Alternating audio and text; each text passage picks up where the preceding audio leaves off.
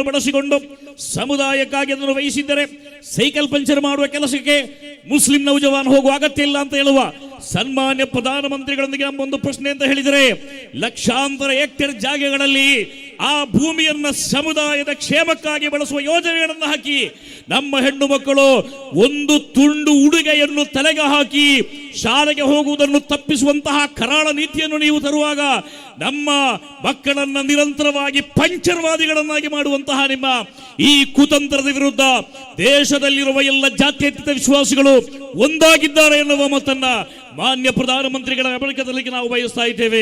ಲಕ್ಷಾಂತರ ಹೆಕ್ಟೇರ್ ಜಾಗಗಳಲ್ಲಿ ಆಸ್ಪತ್ರೆಗಳನ್ನು ಕಟ್ಟಿ, ಶಾಲೆಗಳನ್ನು ಕಟ್ಟಿ, ಕಾಲೇಜುಗಳನ್ನು ಕಟ್ಟಿ ನಮ್ಮ ಸಮುದಾಯಕ್ಕೆ ನೀವು ಸಂರಕ್ಷಣೆಯನ್ನು ಕೊಡಿ.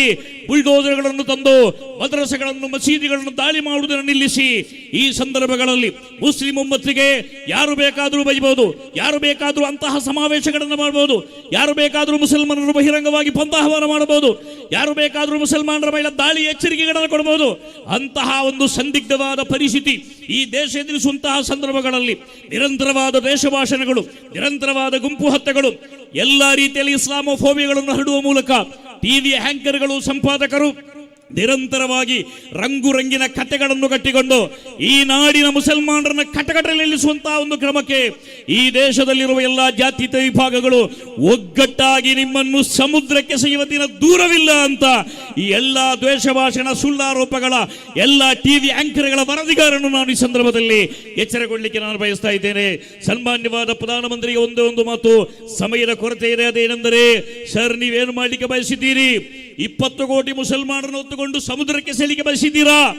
20 ಕೋಟಿ ಮುಸಲ್ಮಾನರ ಮೇಲೆ ಇಲ್ಲದ ಆರೋಪಗಳನ್ನು ಮಾಡಿ ಅವರ ಸ್ಥೈರ್ಯವನ್ನು ಕುಂದಿಸಿ ಅವರ ಹಕ್ಕುಗಳನ್ನು ಕಸಿದು ಅವರ ಧಾರ್ಮಿಕ ಸ್ವಾತಂತ್ರ್ಯವನ್ನು ನಿಷೇಧ ಮಾಡಿ ನೀವು ಯಾವ ಕೆಲಸಕ್ಕೆ ಕೈ ಹಾಕ್ತಾ ಇದ್ದೀರಿ?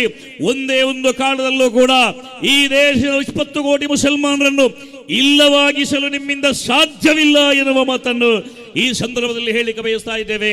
ಸ್ವಾಮೀಜಿಗಳೇ, ದೆಹಲಿಯ ಧಣಿಗಳೇ, ನೀವು ಸೇವಕರು, ನಾವು ಈ ನಾಡಿನ ನಿಜವಾದ ಧಣಿಗಳು.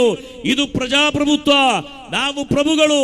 ತಾವು ತಮ್ಮ ಅಧಿಕಾರದ ಹಸ್ತಾಂತರದ ಅಧಿಕಾರ ವಹಿಸಿಕೊಳ್ಳುವ ಆ ಕಾಲದಲ್ಲಿ ಹೇಳಿದ ಹಾಗೆ ನಾನೊಬ್ಬ ಪ್ರಧಾನಮಂತ್ರಿಯಲ್ಲ, ಪ್ರಧಾನ ಸೇವಕ ಎನ್ನುವ ಮಾತನ್ನು ತಮಗೆ ನಾವು ನಂಬಿಸ್ತಾ ಇದ್ದೇವೆ. ನೀವು ಮಾಡಬೇಕಾದುದು ದೇಶದ ಜನರ ಸೇವೆ. ಅದರ ಬದಲಿಗೆ ಅವರ ಮೇಲೆ ಸುಳ್ಳಾರೋಪಗಳನ್ನು ಹೊರಿಸಿ ಅವರ ಧೈರ್ಯವನ್ನು ಕುಂದಿಸಿ ಅವರನ್ನು ನಿರಂತರವಾಗಿ ಭಯದ ವಾತಾವರಣದಲ್ಲಿ ಮಾಡುವಂತಹ ಒಂದು ಸಂದರ್ಭಗಳನ್ನು ಕೈಬಿಡಿ ಅಂತ ನಾನು ಹೇಳ್ತಾ ಇದ್ದೇನೆ. ನಾನು ಮುಗಿಸ್ತೇನೆ. ಈ ದೇಶಕ್ಕೆ ಮುಸಲ್ಮಾನರು ಕೊಟ್ಟ ಕೊಡುಗೆಗಳೇನು ಸಹೋದರರೇ? ನೀವು ಗಮನಗೊಟ್ಟು ಕೇಳಿ. 200 ಕೋಟಿ 20 ಕೋಟಿ ಮುಸಲ್ಮಾನರು ಈ ದೇಶದಲ್ಲಿದ್ದಾರೆ. ಅವರು ಈ ದೇಶ ಬ್ರಿಟಿಷರ ಕಾಲಗಳ ಹಿಂದಿನಿಂದಲೂ ಕೂಡ ಈ ದೇಶವನ್ನು ಕಾಪಾಡುವ ನಿಟ್ಟಿನಲ್ಲಿ ಹೋರಾಟಗಳನ್ನು ಮಾಡಿದ್ದಾರೆ. 1498ರಲ್ಲಿ ವಾಸ್ಕೋಡಿಗಾಮದಿಂದ ಆರಂಭಗೊಂಡ ಈ ದೇಶದ ವೈದೇಶಿಕ ಆಕ್ರಮಣಗಳ ವಿರುದ್ಧ ಎದೆತಟ್ಟಿ ನಿಂತುಕೊಂಡು ಹೋರಾಟ ಮಾಡಿದ ಹುತಾತ್ಮರಾದ, ಅದಕ್ಕೆ ಬೇಕಾಗಿ ಸರ್ವ ಯುದ್ಧಗಳಲ್ಲೂ ಭಾಗವಹಿಸಿದ ಒಂದು ಜನವಿಭಾಗವಾಗಿದೆ ಮುಸಲ್ಮಾನರು ಅಂತ ಈ ಸಂದರ್ಭದಲ್ಲಿ ಹೇಳಲಿಕ್ಕೆ ಬಯಸ್ತಾ ಇದ್ದೇನೆ. 190 ವರ್ಷಗಳ ಕಾಲ ಈ ದೇಶದಲ್ಲಿ ಬ್ರಿಟಿಷರು ಆಳಿದರೆ ಆ ಬ್ರಿಟಿಷರ ವಿರುದ್ಧ ಮೊಟ್ಟ ಮೊದಲನೆಯದಾಗಿ ದೇಶದಲ್ಲಿ ಹೋರಾಟ ಮಾಡಿದ ವ್ಯಕ್ತಿ ಒಬ್ಬ ಮುಸ್ಲಿಂ ವ್ಯಕ್ತಿಯಾಗಿದ್ದ ಸಿರಾಜ್ ದೌಲಾ ಎನ್ನುವ ಮುಸ್ಲಿಂ ನವಾಬನಾಗಿದ್ದ ಎನ್ನುವುದನ್ನು ನಾವು ನೆನಪಿಸಬೇಕು.